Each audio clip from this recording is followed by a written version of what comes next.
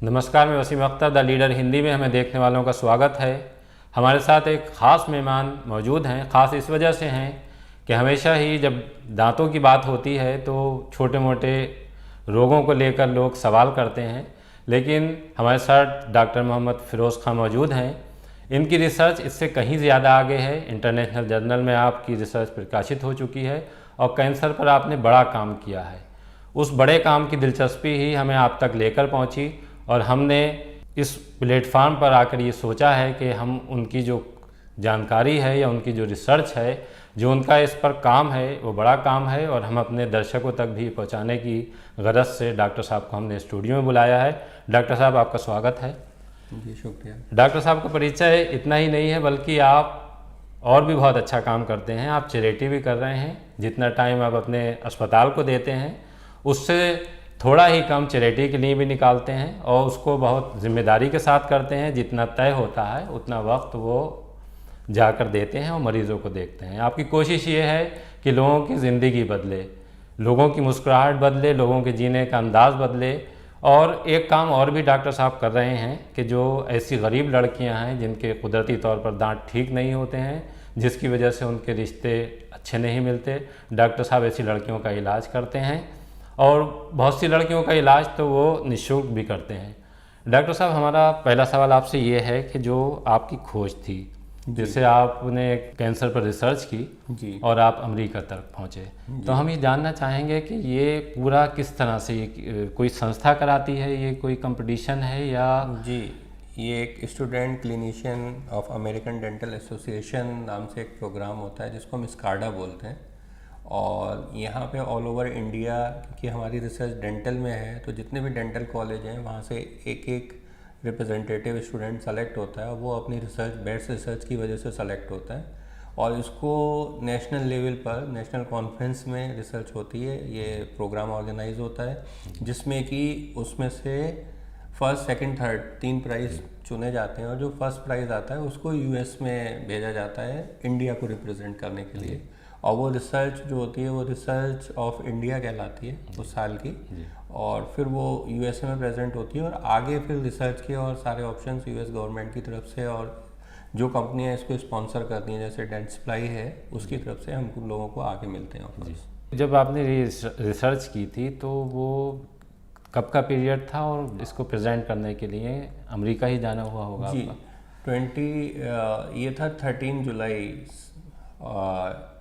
13th of October जी in San Antonio US से। वहाँ भी ये कॉन्फ्रेंस हुई थी 2010 में, तब हमने इसको प्रेजेंट किया था वहाँ पे।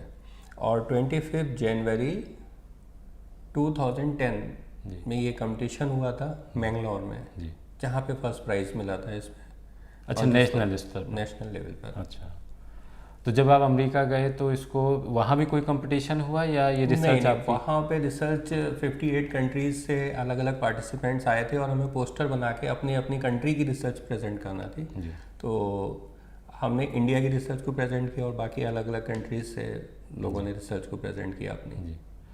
तो जो रिसर्च आपने की थी कैंसर को लेकर, जी, वो लोगों के किस तरह से काम आने वाली थी? जी देखिए, कैंसर के लिए जो हमने रिसर्च की थी, जब भी कैंसर होता है तो हमें बायोप्सी करनी पड़ती है उसके कंफर्मेशन के लिए।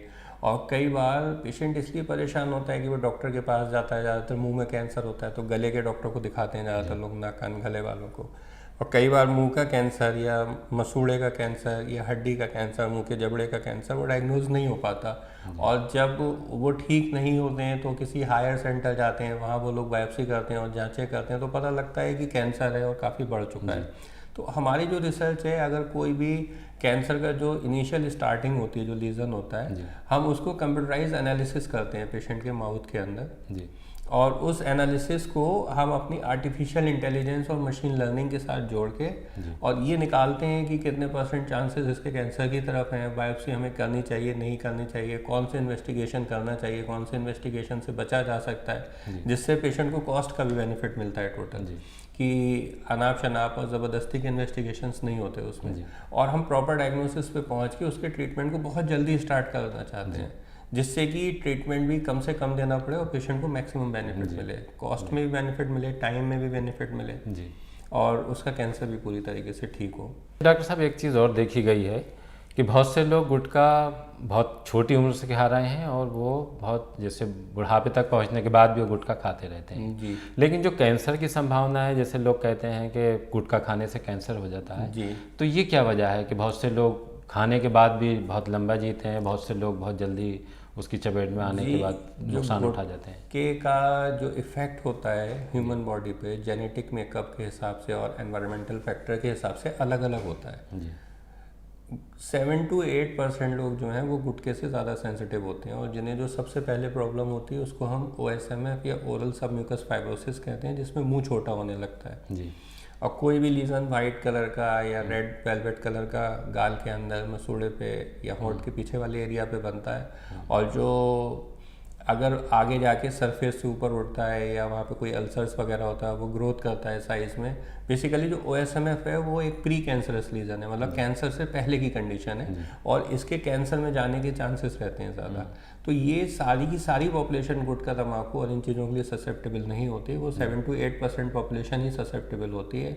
और उन्हीं में अगर वो गुटखे का इस्तेमाल नहीं छोड़ते हैं, 2-3 साल तक करते रहते हैं, तो वो कैंसर में कन्वर्ट हो जाते हैं लीजन। जी इवन कुछ लोगों में ये भी देखा गया है कि 3-4 साल उन्होंने गुटखा खाया, उसके बाद गुटखा छोड़ दिया, खाना छोड़ दिया क्योंकि मुंह बंद हो गया, जख्म वगैरह बन गए, खाने में दिक्कत हुई, तो उन्होंने गुटखा छोड़ दिया और उन्होंने सोचा हमने गुटखा छोड़ दिया, उन्हें कुछ नहीं होगा, बट 1 year 2 year तक भी आगे उन्हें फिर कैंसर बनता है। तो वो वजह ये होती है कि हमारी जो म्यूकोजा जो स्किन है, वो जो गुटखा तम्बाकू के अंदर जो हार्मफुल केमिकल्स हैं उनको स्किन अंदर की बहुत सॉफ्ट होती है, वो एब्जॉर्ब करती रहती है, गम्स भी एब्जॉर्ब करते हैं, स्किन भी एब्जॉर्ब करती है, तो खाते खाते उसकी एक प्रॉपर कंसंट्रेशन हो जाती है। उन केमिकल्स को कार्सिनोजेंस कहा जाता है। जब उनकी कंसंट्रेशन बॉडी के अंदर हो जाती है, जब हम खाना बंद कर देते हैं तो कंसंट्रेशन स्टेबल हो जाती है, वो ख़त्म नहीं होती लेकिन और ज़्यादा नहीं बढ़ती है, बट वो कंसंट्रेशन जब लॉन्ग टाइम तक टिश्यूज़ के कांटेक्ट में रहती है और जो ससेप्टेबल टिश्यू है वो कैंसर में कन्वर्ट हो कर देते हैं उसको। तो इसलिए हम इसका भी स्पेशल ट्रीटमेंट करते हैं, हम इस ससेप्टेबल पॉपुलेशन का पता करते हैं कि आने वाले 5 years में आर्टिफिशियल इंटेलिजेंस की मदद से देखते हैं कि किन्हें किन्हें कैंसर होने की चांसेस ज़्यादा हैं और फिर उन पेशेंट का हम मुंह के इंजेक्शन लगाते हैं स्पेशल, जिसको हम ILI बोलते हैं, इंट्रालीजनल इंजेक्शन बोलते हैं। वो स्पेशल इंजेक्शन लगा के ट्रीटमेंट करते हैं ताकि वो पॉसिबिलिटी भी 0% पे आ जाती है, वो ख़त्म हो जाती है। डॉक्टर साहब, इसकी पहचान कैसे हो सकती है? जैसे आप बता रहे हैं कि आपके पास इस तरह की इंटेलिजेंस है कि उससे पता कर लेते हैं जी, लेकिन जैसे वो व्यक्ति आप तक आएगा तभी पता लगेगा ना कि 7.2 में ये है या नहीं है। जी, लेकिन उसके लिए उसको चल कर आना पड़ेगा, जैसे वो जांच कराएगा कोई, या कैसे उसको पता लग सकता है कि वो 7.2 में है? जी, ये 7 to 8% में सबसे बड़ा जो पहचान है वो ये है कि ससेप्टेबल वो लोग हैं जो गुटखा खा रहे हैं और उनका मुंह छोटा होने लगा।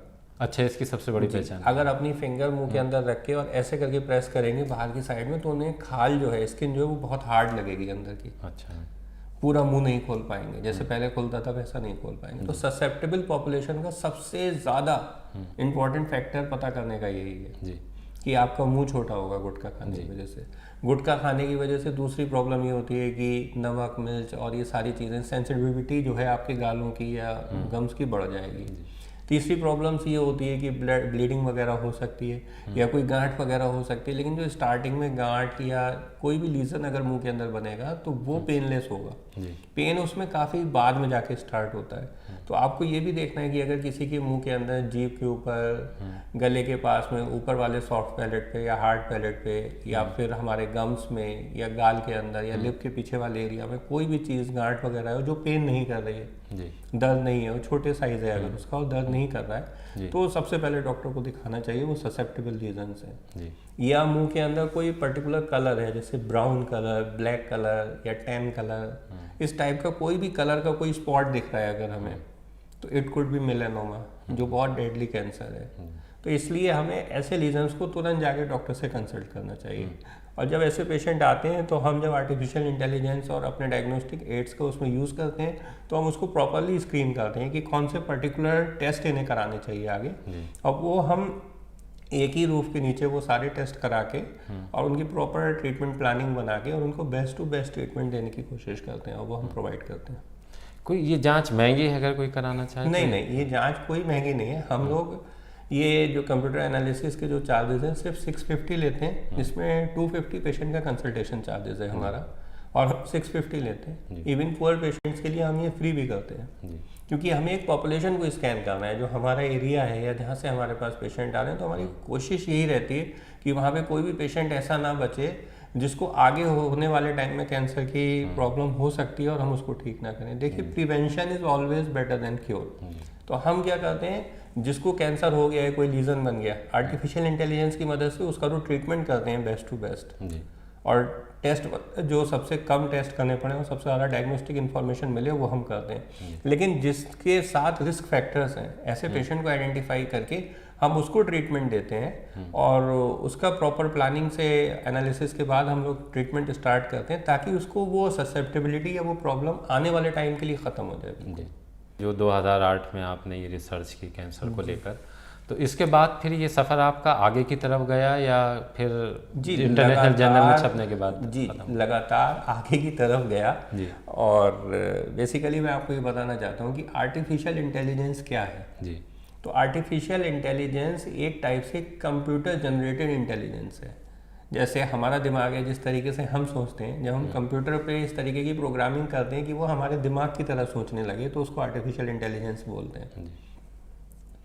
और आर्टिफिशियल इंटेलिजेंस के लिए सबसे ज़्यादा डेटा की ज़रूरत होती है। जी हमारे पास में इस टाइम 2500 से ज़्यादा पेशेंट का डेटा है।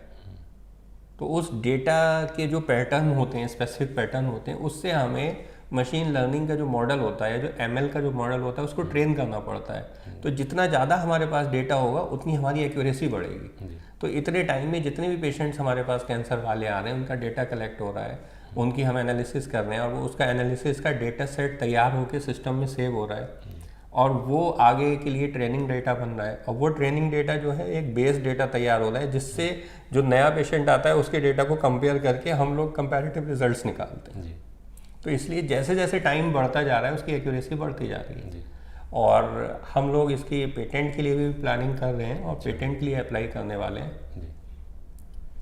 तो एक तरह से ये बरेली के लिए उपलब्धि होगी।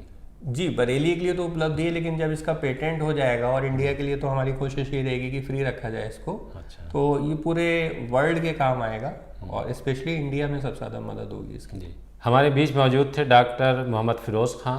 आपने बहुत कुछ दांतों को लेकर अच्छी बातें बताई हैं, बहुत सी नई तकनीक के बारे में जानकारी दी है। उम्मीद है कि हमें देखने वालों को उनकी जानकारी से फ़ायदा होगा। अगर आप डॉक्टर साहब से संपर्क करना चाहते हैं तो आपका हॉस्पिटल गौसे आज़म नकटिया के पास 8वीं बटालियन PSC के पास में है। डॉक्टर साहब वहाँ सुबह में मिलते हैं, आप उनसे बात कर सकते हैं और उम्मीद है कि जो डॉक्टर साहब ने जानकारियाँ दी हैं वो आपके लिए मुफीद साबित होंगी। बहुत बहुत शुक्रिया डॉक्टर साहब हमारे कार्यक्रम में आए। Thank you.